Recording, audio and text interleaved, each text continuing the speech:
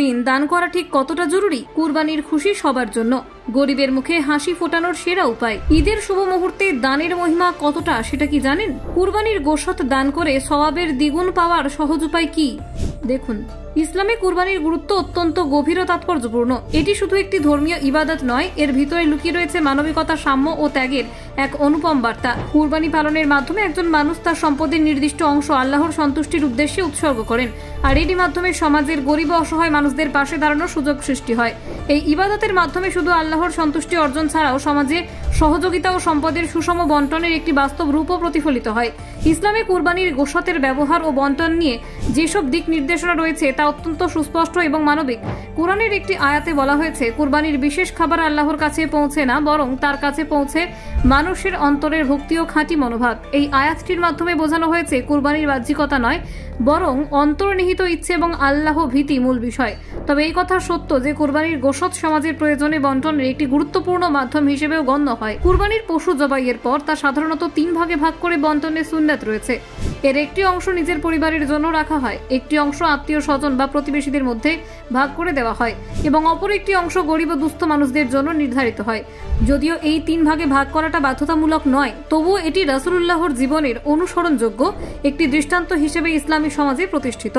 অনেক সময় এমনও হয় কেউ কুরবানির গোশতের সম্পূর্ণ অংশ গরিবদের দান করে দেন। ইসলামী বিধান অনুসারে এটি একেবারেই বৈধ, বরং যারা নিজের জন্য কিছু না রেখে সবটুকু দান করেন তারা দ্বিগুণ পুরস্কারের অধিকারী হন। একদিকে ইবাদতের জন্য, অপরদিকে গরিবদের সহায়তা করার জন্য। এটি অত্যন্ত প্রশংসনীয় একটি কাজ যা ইসলামদের দান ও সহানুভূতির শিক্ষা তুলে ধরে।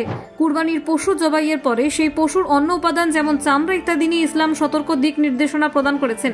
এগুলো কোনো পারিশ্রমিক হিসেবে দেওয়া যাবে না, তবে গরিবদের দান করা যায়। এই চর্চা ইসলামের সাদকা ও দানশীলতার চেতনাকে আরও সুদৃঢ় করে। কুরবানির পশু প্রতিটি অংশ যাতে সঠিকভাবে ব্যবহৃত হয় সেই বিষয়ে ইসলাম সংবেদনশীল।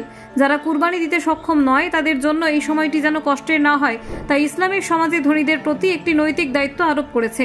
তারা যেন কুরবানির মাধ্যমে গরিবদের পাশে দাঁড়ান। ঈদের আনন্দ তখনই পূর্ণতা পায় যখন তা সকল শ্রেণীর মানুষের মাঝে ছড়িয়ে পড়ে।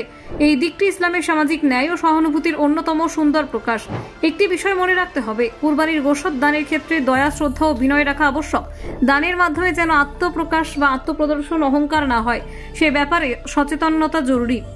আল্লাহর সন্তুষ্টি অর্জনের পাশাপাশি মানুষকে দোয়া ও ভালোবাসা পাওয়ার কুরবানির অন্যতম ফসল। সুতরাং বলা যায় কুরবানি কেবল একটি ধর্মীয় আচরণ নয়, এটি সামাজিক দায়িত্ব, সহানুভূতি, আত্মত্যাগ ও আল্লাহর প্রতি গভীর ভালোবাসার বহিঃপ্রকাশ। এই ইবাদতের মাধ্যমে সমাজে সমতা ও সহানুভূতির যে প্রবাহ সৃষ্টি হয় তা ইসলামী জীবন ব্যবস্থার এক উজ্জ্বল দিক।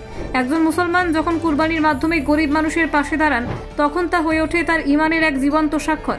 এই চর্চায় একটি ন্যায়ভিত্তিক, সহানুভূতিশীল এবং সমৃদ্ধ সমাজ গঠনের সহায়ক ভূমিকা রাখে।